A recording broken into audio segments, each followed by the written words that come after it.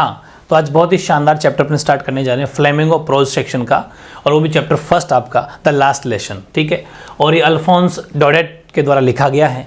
और फिर मेरी बात ध्यान से सुनना है कि ये जो पूरी स्टोरी है जो अल्फोंस के द्वारा लिखी गई है, ये पूरी स्टोरी उस टाइम पर क्या था कि फ्रांस और अभी का एज लाइक जिसको हालांकि उस टाइम पर पर्शिया कहा गया उसको, वो भी कि जर्मनी, पोलैंड और इनको ऑस्ट्रिया को मिला के जो इलाका बनता है, यानी कि जर्मनी, पोलैंड और ऑस्ट्रिया इनको मिला के उस टाइम पर उसको बोला जाता था पर्शिया। ठीक है, इस पर्शिया इलाके की और फ्रांस के बीच में, ठीक है, फ्रांस के बीच में युद्ध जब चल रहा था, लड़ाई जब चल रही थी, कुछ फ्रांस के 2-3 डिस्ट्रिक्ट है, अभी बता दूंगा आगे, उनको इस पर्शिया ने उस टाइम पर हड़प लिया था। अल्सांस वगैरह 2-3 ज़िले हैं, उसको उस टाइम पर हड़प लिया था। उस जगह ये एक टीचर हैं, ठीक है, ये फ्रांसीसी लैंग्वेज पढ़ाने वाले टीचर हैं। और जब इन्होंने हड़प लिया था तो इन्होंने कहा था कि भाई अब ये आपको नहीं पढ़ानी है और आज के बाद में अब आपको जर्मन लैंग्वेज पढ़ानी है। इसलिए फिर ये कहते हैं इनका लास्ट लेसन होता है, अपने बच्चों से कहते हैं कि आज ये मेरा लास्ट लेसन है, इसके बाद में आपके नए टीचर आएंगे। और बहुत ही मज़ेदार स्टोरी है, देशभक्ति भी इसके अंदर। और उस टाइम पर ये बड़ा इनका गला भर जाता है जब ये बात कहते हुए सामने खड़े होकर कहते हैं। और ये भी कहते हैं लास्ट में, ये भी बड़े शब्दों में लिख भी देते हैं उस पूरे वाइट बोर्ड के ऊपर, फ्रांस जिंदाबाद, ये लिख के वहाँ से ये रुक जाते हैं, क्योंकि इनके बाद में फिर वहाँ पर वो जर्मन जो है उनका अधिकार हो जाता है और फिर जर्मन लैंग्वेज पढ़ाई जाती है, फ्रांस भाषा नहीं पढ़ाई जाती। इसके रिलेटेड ये एक स्टोरी है बहुत ही मज़ेदार, जो अपन देखते हैं द लास्ट लेसन। ये 4-5 टाइम निचोड़ दे दिया मैंने दोनों भाषाओं में कि एक छोटा लड़का फ्रेंच अपने स्कूल जा रहा था, उसके अध्यापक एम हैमल ने छात्रों से कहा था कि अगले दिन उनके पार्टिसिपल पर प्रश्न पूछेंगे। और ये छोटा लड़का पार्टिसिपल्स के बारे में कुछ नहीं जानता था, अतः उसने सोचा कि स्कूल में उसे डांट पड़ेगी। उसकी आकांक्षाओं के विपरीत उससे कक्षा में बिल्कुल डांट नहीं पड़ी, बहुत ही प्यार भरा विनम्रतापूर्वक व्यवहार किया गया। अध्यापक ने विशिष्ट अवसरों पर वाली पोशाक पहन रखी थी, कुछ गाँव वाले भी वहाँ पीछे की मेजों बैठे थे। एम हैमल ने उन्हें बताया कि फ्रेंच भाषा का उनका अंतिम पार्ट था और ये भविष्य में उन्हें जर्मन भाषा के पार्ट, अब भविष्य में आपको, फ्यूचर में आपको जर्मन भाषा पढ़नी पड़ेगी, फ्रेंच का अंतिम डे है।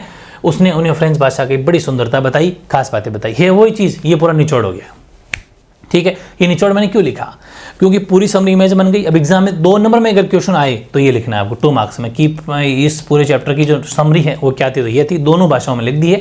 हालांकि आपको तो वहाँ पर इंग्लिश में लिखनी है, लेकिन एक बार हिंदी में भी जरूर इसको याद कर लेना। ठीक है, तो देखो फर्स्ट क्वेश्चन कि what was French expected to be prepared with for school that day. ठीक है, यानी कि जो फ्रेंच ने क्या सोचा था कि उस दिन जो क्या मतलब उसको स्कूल जब जाएगी तो क्या प्रिपेयर करके जाना है। तो सीधी सी बात है, उसने ये सोचा था कि French was expected to prepared with use of participles that day, कि जो पार्टिसिपल्स का प्रयोग होगा उसके लिए उसको पढ़ के जाना है, नियम तैयार करना है। क्योंकि जो उनके टीचर है M Hamel, his teacher M Hamel had said that we would question to children on participle. तो उनके जो टीचर हैं एम हैमल, वो उन बच्चों से उस पार्टिसिपल के ऊपर क्वेश्चन पूछेंगे। अभी मैंने थ्योरी पढ़ ली थी ना, क्योंकि उस टाइम में पार्टिसिपल के बारे में यही इसको डर था कि मुझे तो कुछ आता ही नहीं, क्या करूँ, रुक जाऊँ या नहीं जाऊँ, वो सब बात है। ठीक है, दूसरा व्हाट डिड फ्रेंच, मतलब ये सारे क्वेश्चन अब आपको आने लग जाएंगे अगर थ्योरी पढ़ ली तो। What did French notice that was unusual about the school that day, या फिर what did French wonder about when he entered the class that day. मतलब ऐसे, क्योंकि ये आज का दिन जो है वो बिल्कुल अलग कैसे लग रहा है, स्कूल बिल्कुल डिफरेंट उसको कैसे नज़र आ रही है, बिल्कुल भी मतलब शांत कैसे नज़र आ रही है। जैसे ही वो क्लास के अंदर एंटर हुआ तो उसको ऐसा कैसा लगा, दोनों ही बातें एक ही है। तो there used to be great hustle and bustle, hustle मतलब चहल पहल, कि रोजाना स्कूल के अंदर बहुत चहल पहल रहती है, लेकिन इन द स्कूल और नॉर्मल डेज बाकी दिनों में तो, बट आज वॉज साइलेंस और ऑल अबाउट द स्कूल, चारों तरफ एकदम सन्नाटा है, शांति है। No noise of opening and closing desk, ना तो कोई टेबलों को खोलने की, मेज को खोलने की बंद करने की आवाज़ आ रही है, ना ही कोई lesson being respected loudly unison could be heard, ना ही कोई लेसन को जैसे बच्चे पढ़ते हैं ना पीछे तेज आवाज़ में पढ़ रहे हैं, वो भी कोई आवाज़ नहीं आ रही, एकदम शांत है। जैसे कि अपन क्लास में डिस्टर्ब होते हैं तो कानों कैसे लगा के पढ़ लेते, लेकिन वो आवाज़ भी नहीं आ रही, एकदम सब शांति। ये सब उसको डिफरेंट नजर आया। बताओ, पूरी की पूरी थ्योरी में पढ़ लिया था अपन ने, और बिल्कुल ईजी लैंग्वेज में लिखा है, एक भी मुश्किल वर्ड नहीं है। ठीक है, फिर what had been put up on the bulletin board, जो समाचार पत्र था उसके ऊपर आज इतनी भीड़ क्यों है, क्या लिखा हुआ है ऐसा वहाँ पर। ठीक है, तो the news that instead of French German would be taught in schools was put on the bulletin board. Bulletin board पर ये लिखा हुआ था कि अब आपकी मतलब जो फ्रेंच है उस फ्रेंच से जर्मन भाषा को पढ़ाई जाएगा, अब फ्रेंच आपको नहीं पढ़ाई जाएगी, ये उसके ऊपर लिखा हुआ था। तभी देखा था ना कि ये जब गया था इसने देखा यार समाचार पत्र बुलेटिन बोर्ड के ऊपर इतनी भीड़ क्यों है, और जैसे ही अंदर गया तो फिर पता चला अच्छा उस बुलेटिन बोर्ड पर ये बुरी खबर लिखी हुई थी। ठीक है, ऐसे। Fourth, why did French not want to go to school that day, वे स्कूल मतलब क्यों नहीं जाना चाहता था, क्योंकि प्रिपेयर नहीं था। तो French did not want to do school that day because the teacher had asked to prepare a lesson on participles but he know nothing about them. लेकिन वो उसके बारे में बिल्कुल भी नहीं जानता था, कि उसे पता था टीचर आज इसके बारे में पूछेंगे, पार्टिसिपल के बारे में, मेरी पार्टिसिपल के बारे में बिल्कुल तैयारी है नहीं। पांचवा, why was there a large crowd in front of the bullet board. Bullet board के ऊपर इतनी भीड़ क्यों थी, ये उससे रिलेटेड क्वेश्चन लेकिन थोड़ा अलग है, भीड़ क्यों थी। तो there was a large crowd in front of the bulletin board to read the latest news. उसको पढ़ने के लिए भीड़ थी, आज क्या ऐसा लिखा हुआ है। The news was that they were study only German in their school. School में सिर्फ जर्मन भाषा पढ़ाई जाएगी और फ्रेंच नहीं पढ़ाई जाएगी। How does M Hamel praise the French language. ये सारे वो क्वेश्चन है जो बोर्ड के एग्जाम आने वाले हैं, आए हुए भी हैं, बहुत टॉप लेवल क्वेश्चन, ध्यान रखना। M Hamel is a great lover of his. अब ये पूछने हैं कि जो एम हैमल है उसने किस हिसाब से जो फ्रेंच भाषा की प्रशंसा की, क्या मतलब बात थी। तो एम हैमल सीधी सी बात है, great lover of his language. हर कोई अपने देश की भाषा से प्रेम करता है, ये भी करते थे। और he says that French is the most beautiful. अब कितनी ईजी लैंग्वेज लिखी हुई है कि फ्रेंच बहुत ही सुंदर भाषा है पूरे संसार की, in the world. It is the clearest and most logical language. ये एकदम साफ सुथरी और समझने वाली लॉजिकल भाषा है, ठीक है। ये उन्होंने प्रशंसा की थी इस तरह से। सातवां, how did the author come to know that it was the last lesson in French, ठीक है। तो मतलब कि ऑथर जो उसने ये कैसे मतलब पता किया कि लास्ट लेसन है। तो इसका ऐसे पता चला कि the teacher told the student. भाई इस ऑथर को कैसे पता चला कि आज लास्ट अंतिम लेसन सर ने कहा था। तो the teacher told the students that order had come from Berlin. Berlin से आदेश आ चुका है कि to teach only German in the school. अब सिर्फ आपको यहाँ पर जर्मन स्कूल के अंदर जर्मन भाषा पढ़ाई जाएगी। ऑफ अल्सेस, यानी इस अल्सेस और लोरेन, इन दोनों जिलों के अंदर, अल्सास और लोरेन जिलों के अंदर। And that it was their last lesson, इसलिए ये जो है वो आज का लास्ट लेसन है। आठवां, why were some villagers sitting on the back benchers of the class that. बहुत ईजी है, बताओ पीछे वाले सीटों पे मतलब वो क्यों बैठे थे। तो सम विलेज, गांव वाले, तो some villagers were sitting on the back benchers of the class as they were sorry that they had not gone to school. वो ये बताने के लिए कि यार हम बुजुर्ग हो गए आज, लेकिन हम कभी स्कूल नहीं गए, हमारी इस भाषा को नहीं सीखा, ये बताने के लिए, इसलिए सर का सम्मान करने के लिए भी, इस पीड़ा को दिखाने के लिए, क्योंकि अब आज के बाद तो फ्रेंच भाषा पढ़ाई नहीं जाएगी, अब तो जर्मन भाषा पढ़ाई जाएगी, यहाँ के लोगों से निकलना पड़ेगा। तो they also wanted to thank mister Hamel for this sincere service. तो वो अपने इस मिस्टर हैमल को ये धन्यवाद देने के लिए वहाँ पर आए थे कि आपने बहुत ही शानदार तरीके से अपनी सेवाएं यहाँ पर दी हैं, उसके लिए धन्यवाद ज्ञापित करने के लिए वो लोग वहाँ पहुँचे थे। नौवां, how did mister Hamel, M Hamel blame himself for French not learning French, ठीक है। यानी कि वो ये कहा था ना उन्होंने कि how did M Hamel blame कहा था हिमसेल्फ, उसके ऊपर भी आरोप लगाए थे खुद के ऊपर भी कि वह जो इसको फ्रेंच नहीं सीखने दी। क्योंकि आपको पता है ना कि M Hamel blame himself for French not learning French as he often sent him water. क्योंकि उन्होंने कहा था ना कि यार तेरा दोष नहीं है सिर्फ फ्रेंच भाषा सीखने का, मैंने भी तेरे को मेरे गार्डन में काम करवाया है। तो वही है कि water his floor instead of learning his lesson. जब लेसन पढ़ाया जा रहा था तो मैंने कहा था कि तुम आज पानी दे के आ जाना मेरे पौधों को। और M Hamel also gave to children holiday when he wanted to go fishing. और जब वो मछली पकड़ने के लिए जाते थे तब इसको घर पे भी रखते थे या फिर स्कूल छुट्टी करवा लेते थे, साथ में लेके जाते थे। तो ये सब भाई इसलिए भी तुम फ्रेंच नहीं सीख पाया, ये सब ब्लेम खुद के ऊपर, ये हिमसेल्फ है, मतलब खुद के ऊपर कौन सा ब्लेम लगाए वो है, ठीक है। 10वां, but the thing that surprised me the most was to see what surprise French most in the class. क्या सरप्राइज मिला उसको क्लास में जाती। तो the thing that surprise French the most was to see the elderly villagers seated on the back benchers of the class which were usually empty. जो कि पीछे की सीटें बिल्कुल खाली रहती है, उसके ऊपर आप गाँव के बुजुर्ग लोग या फिर गाँव के ये लोग बैठे हैं। ये उसको एकदम अचंभा सा लगा कि ये कैसे हो गया, ठीक है। ओके, ये सरप्राइज सा था। 11वां, how did M Hamel wish his country before the close of the school that day. तो M Hamel appealed to his class to learn their language. यही तो अपील कर रहे थे, मतलब जो लास्ट अंतिम दिन था तो उस स्कूल छोड़ने से पहले एम हैमल ने क्या अपील की थी। ये अपील की थी कि M Hamel appeal to his class to learn their language, कि अपनी इस आज की क्लास को बड़े ध्यान समझो और अपनी लैंग्वेज के बारे में कुछ जानो, ठीक है। और he turn to the backboard, took a piece of chalk and bearing on with all his might he wrote as large he could जो लिखा था वाइव ला फ्रेंच। ये उनकी भाषा में, यानी कि फ्रेंच जिंदाबाद, ये उनकी भाषा में आपको एज इट इज ऐसा ही लिखना पड़ेगा, फ्रांस जिंदाबाद, ये लिखा था। फिर 12वां, what a thunderclap this word word 2 which were the word that shocked and surprised French, कौन से शब्द थे जो फ्रेंच को शॉक्ड और सरप्राइज करने वाले थे? तो वर्ड ऑफ एम हैमल ने कहा था ना शब्द कि विच शॉक्ड और सरप्राइज, वो ये थे कि my children this is the last lesson I shall give you, मैं आज जो आपको लेसन दे रहा हूँ ये मेरा अंतिम पाठ होगा। The order has come from Berlin to teach only German in the schools of Alsace and Lorraine. This is your last French lesson. इस ये जो बात थी बिल्कुल शॉक्ड और सरप्राइज करने वाली थी। ये क्या हो गया कि मेरे प्यारे बच्चों आज मेरा अंतिम लेसन होगा, इसके बाद में बर्लिन से आदेश आ चुका है कि अब यहाँ पर सिर्फ जर्मन भाषा पढ़ाई जाएगी, इसलिए मेरा आज ये अंतिम पाठ है, लेसन है। फिर एक बड़ा क्वेश्चन लिया थोड़ा सा कि what was the order from Berlin, how did it affect French and people of अल्सेस। बहुत ईजी है, यानी कि जो बर्लिन से क्या आदेश आया था और इस आदेश का क्या प्रभाव वहाँ की अल्सेस की जनता के ऊपर क्या प्रभाव पड़ा था, फ्रेंच के ऊपर भी और वहाँ की जनता के ऊपर भी। ये पड़ा था कि Persia had taken over 2 districts of France, कौन कौन से? अल्सेस and Lorraine. In the war, लड़ाई के अंदर 2 जिलों को इसने हड़प लिया था पर्शिया ने। देर कम एन ऑर्डर फ्रॉम बर्लिन, और बर्लिन से एक ऑर्डर आया था कि the capital of Germany, Berlin आपको पता है राजधानी है जर्मनी की, हाँ ठीक है, तो वैसे अपन ने उसमें पढ़ चुके अपने पॉलिटी वगैरह में, तो ये बर्लिन जो जर्मनी की राजधानी है और अभी at present, then only German language would be taught in the school of these 2 French districts. इन दोनों फ्रेंच जिलों के अंदर आज के बाद सिर्फ जर्मन भाषा पढ़ाई जाएगी, यह आदेश आ गया। When French and other people came to know the news they grew emotional, जैसे ही वहाँ के लोगों ने और फ्रेंच खुद ने ये बात सुनी तो फिर देखा यार ये तो बहुत ज़्यादा मतलब इमोशनल हो गए, भावुक हो गए। Even the villagers attend the last lesson French given by school teacher, जो कभी स्कूल भी नहीं आए थे, गांव वाले भी वहाँ के लास्ट लेसन पढ़ने के लिए आ गए कि यार कम से कम फ्रेंच भाषा कभी पढ़ी नहीं, आज तो पढ़ लेते हैं, हमारे देश की भाषा है। और एम हैमल जो कि टीचर है, they all felt sorry to thank that they had not paid proper attention to learn their language।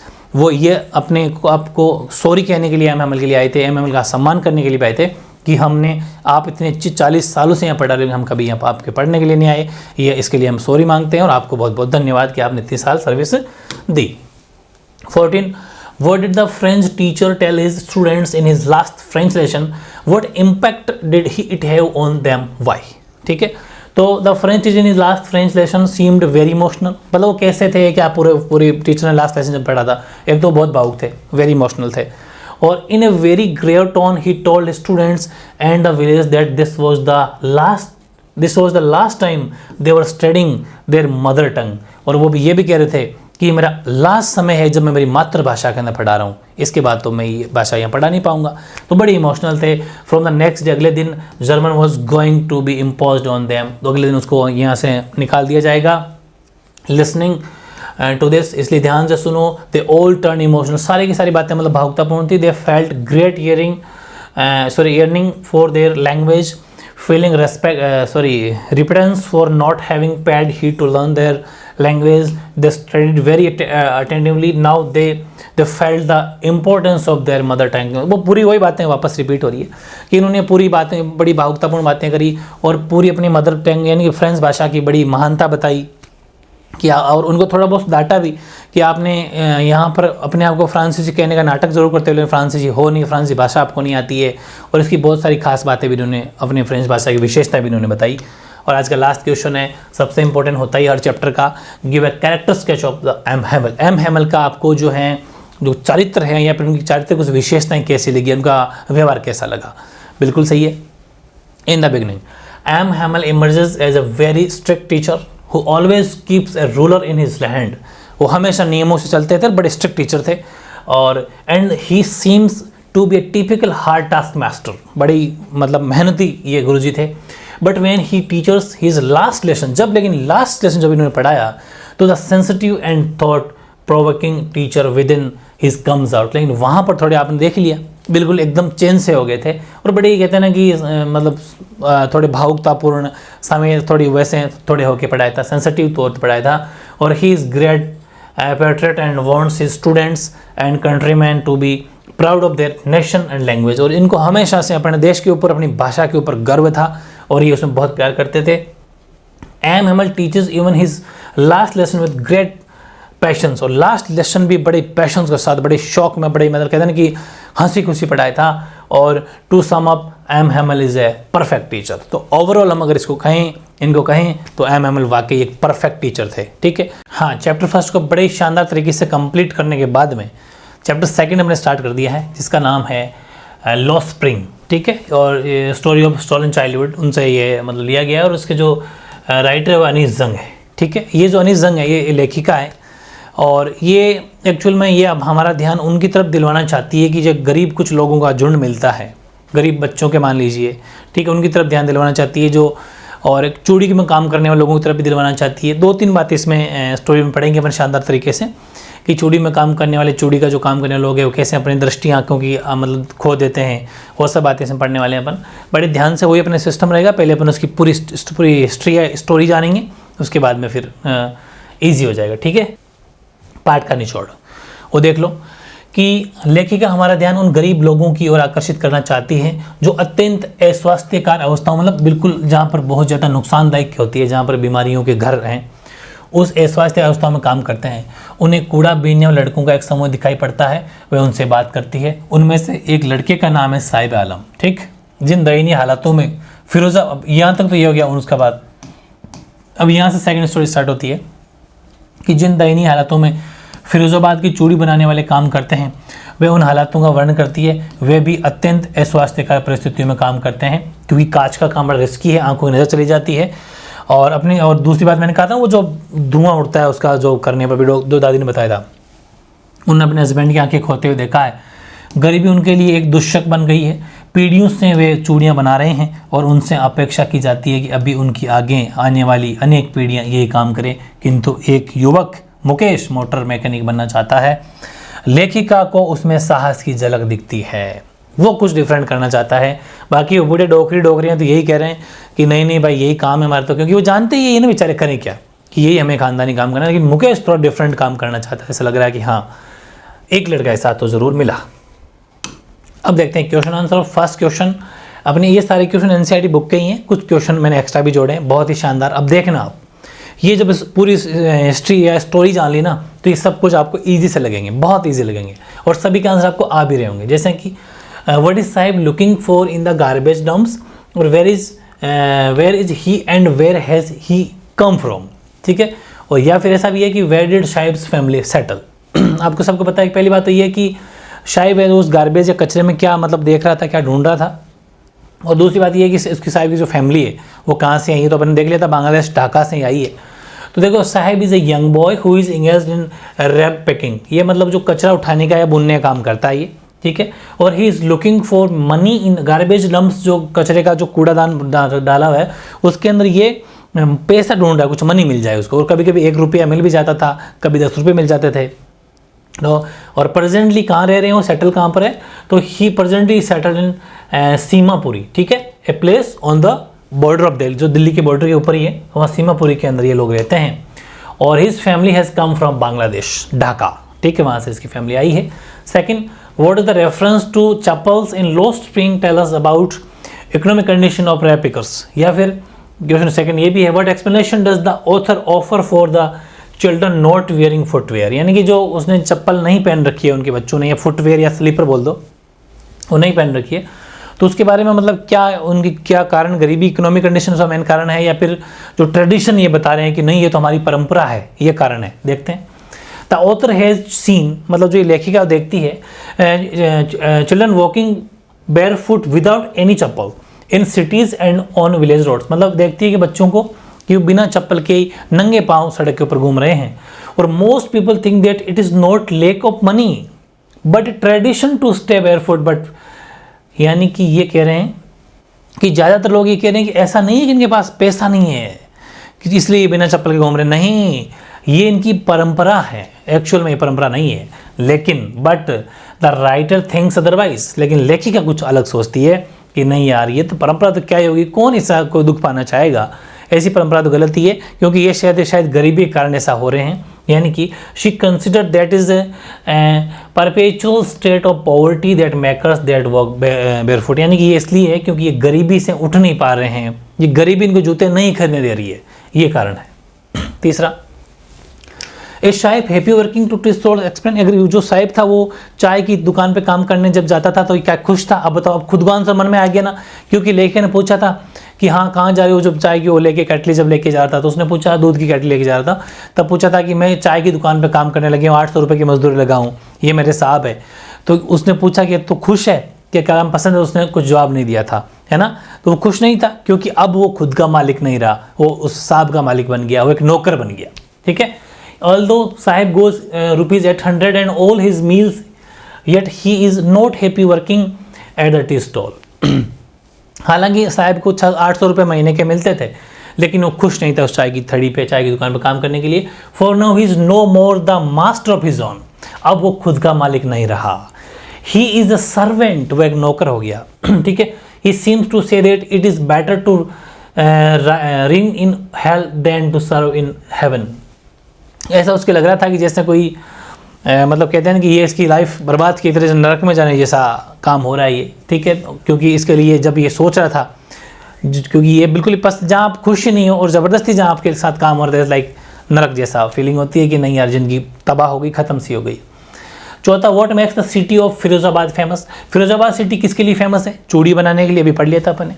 तो Firozabad famous is for glass blowing industry, यानी कि चूड़ी कारखानों के लिए बड़ी फेमस है। और एवरी अदर फैमिली, हर परिवार जहाँ भी देखोगे आप, Firozabad engaged in making bangles. हर कोई घर में चूड़ी बनाने का काम आपको फिरोजाबाद मिल जाएगा। Many families have spent generation working around furnace, यानी कि बहुत सारे परिवार ऐसे हैं जिन्होंने पीढ़ियाँ लगा दी इस काम के लिए। और वेल्डिंग, जिनमें क्या क्या काम था? अराउंड फर्नेस का काम था, वेल्डिंग ग्लास का था, मेकिंग बैंगल्स, बैंगल बनाना, बैंगल्स को आपस में जोड़ना, ये सब उनकी वो जो बस रग करके वो सब, ये सारा काम इनका होता था, जिन्होंने पीढ़ियाँ काम कर रही है। Fifth, mention the hazard of working, हाँ in the glass bangle industry, या फिर mention any 2 hazards of working in the glass bangle industry, यानी ग्लास बैंगल इंडस्ट्री के अंदर कौन से वो 2 खतरे हैं इसमें काम करने के लिए। तो एक तो ये कि the workers in the glass bangles industry have to work in high temperature और it affect their health badly. भाई सीधी सी बात है, ज़्यादा गर्मी में रहना सही नहीं रहता, शरीर हमेशा ठंड में रहेगा, टेम्परेचर ठीक रहेगा उतना अच्छा रहता है। ज़्यादा टेम्परेचर के अंदर अगर आप काम करोगे तो आपकी सेहत पे बुरा प्रभाव पड़ता है। और ये भी है, देखो मैं तो अभी भी गर्म पानी से कभी नहाता भी नहीं हूँ, कितने में कोल्ड हो जाता है, बहुत ज़्यादा बात है, नॉर्मल भी करते हैं लेकिन मैं ठंडे से नहाता हूँ। वैसे ही आप लोग भी, जो सर्दी में खूब सारे लोग ऐसे हैं जो बहुत ज़्यादा गर्म पानी से नहाते हैं, जो कि बहुत नुकसानदायक है। कभी गर्म पानी से नहीं नहाना चाहिए। अगर बहुत ही ज़्यादा कोल्ड है पानी, बहुत ज़्यादा ठंडा है, तो मामूली सा उसमें गर्म पानी मिला के उसको थोड़ा सा बैलेंस कर लो, ऐसा लगे कि हाँ ठंडा ठंडा सा है, बस नॉर्मल कर लो, लेकिन इतना गर्म नहीं नहाना चाहिए, वो नुकसानदायक है। वैसे ही ये तो पूरी गर्मी में काम करते हैं, इतने हीट में काम करेंगे तो फिर कहाँ से मतलब हेल्थ सही रहेगी, तो ये असर पड़ता है। दूसरा, the biggest hazard they face is that they go blind with the dust from polishing the glass of bangles. जब चूड़ियों पे पॉलिश करते हैं तो उसमें बहुत भयंकर तरीके से धुआं निकलता है और वो धुआं सीधा आंखों की रोशनी को खत्म कर देता है। और वो जब, जैसा कि वो लेडीज़ कह रही थी, उसने अपने हस्बैंड को अंधे होते देखा था, जो अपने स्टोरी में पढ़ा था। ये 2 मेन हैजार्ड है, ठीक है। छठा, how is Mukesh attitude to his situation different from that of his family. Mukesh का जो एटीट्यूड है, काम करने का जो तरीका है, मुकेश का अलग है कैसे हैं फैमिली से। फैमिली ने क्या कहा था कि नहीं साहब पीढ़ी से हम काम करें, यही काम करेंगे। मुकेश ने कहा था कि नहीं, मैं कुछ अलग हटके करना चाहता हूँ, मैं खुद का मालिक बनना चाहता हूँ, न कि सर्वेंट। तो मुकेश कम फ्रॉम है फैमिली ऑफ बैंगल मेकर्स, बिल्कुल वो चूड़ी बनाने वालों की फैमिली से आता था। लेकिन unlike his family members he does not want to claim a bangles making, लेकिन वह नहीं चाहता था कि जो मेरे फैमिली मेंबर काम करे वो मैं करूँ, ठीक है। He wants to be the master of his own, वह खुद मालिक बनना चाहता था। He wants to become a motor mechanical, कि मैं मोटरों का मैकेनिकल बन जाऊंगा, लोग आएंगे काम कराने के लिए, काम करके दूंगा, पैसे दो, खुद का मालिक खुद हूँ, जब चाहूँगा बंद कर दूंगा, जब चाहूँ खोल लूँगा, वो चीज़ है।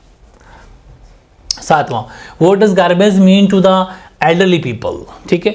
तो मतलब क्या मतलब है उसका? तो फॉर एल्डरली पीपल और parents garbage is not at, यानी कि जो उनके पेरेंट्स थे, उन बच्चों के घर वालों ने सब पूछा कि ये जो गार्बेज या गंदगी कूड़ा कचरा उठा रही हुई क्या है, तो उन्होंने ये जवाब दिया, एल्डरली पीपल जो पुराने बुजुर्ग या बूढ़े बुजुर्ग लोग थे या उनके पेरेंट्स जो थे, उन्होंने कहा garbage is not at all A useless things, ये कोई गलत चीज़ नहीं है बोले, तो it is means of their survival, ये हमारे जीवन जीने के लिए है, कि हमारी रोजी रोटी है ये, इसको हम गलत नहीं मानते, जो हमें यहाँ से मिल जाता है बस ठीक है। अगला, bring out the irony of the name of rag picker boy Saheb Alam. यानी कि जो साहिब आलम है, मैंने कहा था ना इसका आपने जो व्याख्या पढ़ी थी, अर्थ पढ़ा था, साहिब आलम का मतलब समझ गए। तो इसको नहीं पता था कि साहिब आलम का ये अर्थ होता है मालिक, है ना, इस जगह का मालिक मान लो, राजा। साहिब आलम का मतलब उस बच्चे को नाम का पता था क्या? नहीं पता था। तो था रैप पिकर यानी कि जो कचरा पकड़ने, कचरा इकट्ठा करने वाला बॉय, लड़का, is named Sahib Alam which means the Lord of universe. समझ रहे हो? यानी कि पूरा मालिक, पूरे यूनिवर्स का मालिक। But he is a poor rag picker, this is the irony in his name, जो कि बिल्कुल इसके नाम के विपरीत एक तरीके से व्यंग्य मान लो, ठीक है। Now who was Saheb, what did he do? छोटा क्वेश्चन अगर आ जाए, पता है ना आपको। तो Saheb was a poor rag keeper boy और एवरी मॉर्निंग ही वुड, मतलब साहिब कौन था और वह क्या करता था? साहिब एक रैप पिकर बॉय था, यानी कचरा इकट्ठा करने, कलेक्ट करने वाला था। और every morning he would scrolls for coins और other valuables in garbage dumps. और ये हमेशा हर सुबह कुछ सिक्के मिल जाए या कुछ वैल्यूएबल, कुछ महंगे आइटम मिल जाए, वो हमेशा कचरे में ढूंढता रहता था। Why did Saheb family migrate to India? Saheb की फैमिली जो है, साहिब आलम की फैमिली इंडिया क्यों है? बांग्लादेश, ढाका से। तो Saheb family lived in Dhaka, Dhaka Bangladesh में रहती थी। There were many storms that swept away their fields and homes. मैंने कहा था ना, इनके चलते ही तूफान आंधी आ जाते थे तो इनके घरों को उड़ा ले जाते थे, इसलिए तंग हो गए थे। So they left Dhaka for Delhi to earn, कुछ कमा लेने के लिए कि दिल्ली आ गए, दिल्ली के पास में ही सीमापुरी के अंदर रहने लगे थे, ठीक है। What does a bangle signify? हाँ ये बताओ, जो अपने पहले ही पढ़ा था कि यहाँ चूड़ियों का कितना महत्व है इंडिया के अंदर, तो इनका क्या सिग्निफिकेंस है, तो क्या मतलब वैल्यू है? तो बहुत बड़ी वैल्यू है भाई। A bangle has a very significant place in Indian culture. हमारे कल्चर, हमारे संस्कृति में चूड़ियों का बहुत महत्व है। कैसे? It signifies in Indian women's suhaag, सुहाग का प्रतीक है, प्लस ऑस्पोसियसनेस इन मैरिज, शादी का भी प्रतीक है, विवाह में शादी का प्रतीक है। हर सुहागन शादी होने के बाद में चूड़ियाँ पहनती है तो उसे लगता है मतलब सुहागन का प्रतीक है ये। तो काफ़ी इजी, काफ़ी इंपॉर्टेंट। 12वां mention the hazard of working in the glass पे। हालांकि मैंने 2 तो पहले ले लिए थे, इसको मैंने जानबूझ के फिर लिया कि क्या पता 4 क्वेश्चन 4 भी पूछ ले। तो 2 तो खैर वो अपने पढ़ लिए कि ग्लास यानी कांच की फैक्ट्री में काम करने कौन कौन से नुकसान है। फिर भी 4 भी पूछे हैं, सीबीएसई के अंदर एक बार क्वेश्चन आया था, 4 पॉइंट पूछे थे, 4 ले लेते हैं, 4 से ज़्यादा नहीं है। पहला, the workers work around glass farmers with high temperature they work, ये तो अपने पढ़ लिया। हाई टेम्परेचर वाला जो अपने पढ़ लिया था, जो कि अनिल, वो तो दोनों वो याद कर लेना, पहले वाले ईजी है वो, सेम ही वैसे तो, लेकिन एक बात बता रहा हूँ। द पॉलिश ऑफ ग्लास और bangles products dust, the dust slowly makers the workers loss their eye sight, बिल्कुल ये दोनों अपने पढ़ लिया कि अंधे भी हो जाते हैं। तीसरा है the workers weld the pieces, जब बेल्डिंग करते हैं ऑफ कलर्ड ग्लास, जब कलर्ड ग्लास उसके ऊपर देखा होगा आपने, कुछ हीरे वगैरह भी चिपकाते हैं बेल्डिंग कर करके, तो they do not this work in their dark hutments, ठीक है, और इन द डिम लाइट और flickering oil lamps, this also affect their eye sight badly, बहुत गंदे तरीके से। यानी कि होता क्या है, ज़्यादा तेज़ रोशनी लाइट में काम नहीं करना पड़ता, दिए की रोशनी में बिल्कुल डिम लाइट के अंदर ये काम करना पड़ता है, जिससे रोशनी में बहुत गहरा असर पड़ता है। जैसे वेल्डिंग करते हैं लोग, काले वो नहीं पहनते, इनके पास में तो वो सिस्टम है, इसलिए अंधे हो जाते हैं ये, ठीक है।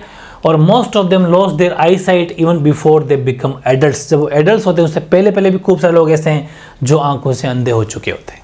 ये 3-4, 2 तो अपने पहले पढ़ लिए थे, 2 और जोड़ लेना, ठीक है। 13वां, why should child labour be eliminated and how, कैसे मतलब ये जो चाइल्ड लेबर जो है वो क्यों मतलब इस तरीके से है। वो हालांकि बहुत सारे कानून बन चुके हैं, लॉ कानून बन चुके हैं कि चाइल्ड लेबर रोका जाए, लेकिन इनको आइडिया ही नहीं है ना, इन बच्चे तो अनपढ़ है वहाँ पर, उनको कौन बताए कि ये सब इलीगल है, आपने बच्चों से, छोटे छोटे बच्चों से काम नहीं करवा सकते। लेकिन वो तो पीढ़ियाँ निकल गई उनकी, तो वही काम करते हैं, उनको पता ही नहीं है। Although child labour is band by law yet a large number of children work in various industries, हालांकि चाइल्ड लेबर बिल्कुल बैन है, फिर भी बहुत सारी ऐसी इंडस्ट्रियाँ हैं जहाँ पर काफ़ी संख्या में बच्चे आज भी काम कर रहे हैं। It is the age when children should get their education and prepare themselves for future, ये वो उम्र है जब बच्चा अपना फ्यूचर बनाता है, जैसा कि आप, और अपना एजुकेशन के माध्यम से बच्चा जब अपना फ्यूचर बना रहा होता है, लेकिन ये अभी बच्चे अंधे हो रहे हैं उस टाइम पर वो काम कर करके। This age should be utilise to make all round development of a child, ये वो उम्र है जब बच्चा ऑल राउंड हर तरह से अपने आप का विकास कर रहा होता है। लेकिन नहीं, child labour can be eliminated through enacting laws and by strictly enforcing them, लेकिन अब ये कब एलिमिनेट हो सकता है, कब ये इसका रोक सकता, जब स्ट्रिक्ट लॉ बने, बिल्कुल ध्यान से इनकी निगरानी की जाए और सही ईमानदारी से काम हो तब होता है। But no law is adequate until there is willingness among the people to follow it. लेकिन कोई इतना स्ट्रिक्ट लॉ नहीं है लॉ, लेकिन कोई भी स्ट्रिक्ट उसको फॉलो नहीं करते, ठीक है। और so it is necessary to spread awareness among the parents and the people who employ children as workers, ठीक है। तो ये चीज़ है, खूब सारे पेरेंट्स भी ऐसे हैं वो अवेयर नहीं है, उनको अवेयर किया जाए, समझाया जाए कि बच्चों को पढ़ाओ, इनमें बहुत बेनिफिट है, ये क्या खानदानी काम कर रहे हो। खूब सारे बच्चे हालांकि निकल रहे हैं लाइक मुकेश, ऐसे बच्चे भी हैं जो कुछ अलग काम करना चाहते हैं, लेकिन वही चीज़ अलग, मोस्टली तो 99% तो वहीं रहते हैं। ये सब काम है। और लास्ट क्वेश्चन आज का, describe the life of rag pickers in Seemapuri, ठीक है, सीमापुरी की जो ज़िंदगी है, लाइफ सिचुएशन है, आ सकता है question. Seemapuri is situated on the periphery of Delhi के बॉर्डर के ऊपर ये है, बसी हुई है। Those who live here are squatters who come from Bangladesh back in 1971। ये वो लोग हैं जो बांग्लादेश जब 1971 के अंदर उस पर अटैक हुआ था, पाकिस्तान से अलग हुआ था और भारत के अंदर आके बस गए थे। और natural disaster force them to leave their native land. और खूब नेचुरल मतलब जो तूफान, आंधी तूफान ये आ गए थे, इस वजह से भी यहाँ बस गए थे। और about 10,000 ragpickers live here in structure of mud. झोंपड़ियों में रहते हैं लगभग 10,000 लोग, विथ रूफ ऑफ टिन या फिर तिरपाल की या फिर चद्दर, टिन होते हैं लोहे के, उनकी छतें बनी हुई है। और they do not have sewage, drainage and drinking water. इनके ना तो पीने का पानी है, ना नहाने, कुछ पानी, जलापूर्ति कुछ भी नहीं होती है वहाँ पर। Although they have no identity, इनके पास में अपने पहचान पत्र भी नहीं है, इनके पास सिर्फ राशन कार्ड है। They have ration cards and have their names in voter list. इस वजह से इसका नाम वोटर लिस्ट में पड़ गया, क्योंकि सरकार को सिर्फ वोट चाहिए, वोट इनसे ले लेते हैं। Children grow up these small structure and the children help their parents in their survival. Rap picking only is the only way for survival in Seemapuri. ये सिर्फ रैप पिकर अपना एक जीवन यापन कर रहे हैं कि बस कैसे करके जी लिया जाए, ऐसे कर करके रैप अपना एक कचरा बीनने का काम करते हैं। तो ये थी सीमापुरी की स्टोरी और ये था अपना चैप्टर 2। आई थिंक ये मैं दावा करता हूँ ये कि आपने पूरा चैप्टर मेरे साथ अगर पढ़ा है, पूरी कहानी, तो ये बहुत ईजी लगा होगा। अब बताओ इंग्लिश कितनी ईजी है अगर मेरी तरीके से, यूनिक तरीके से पढ़ा जाए तो, ठीक है।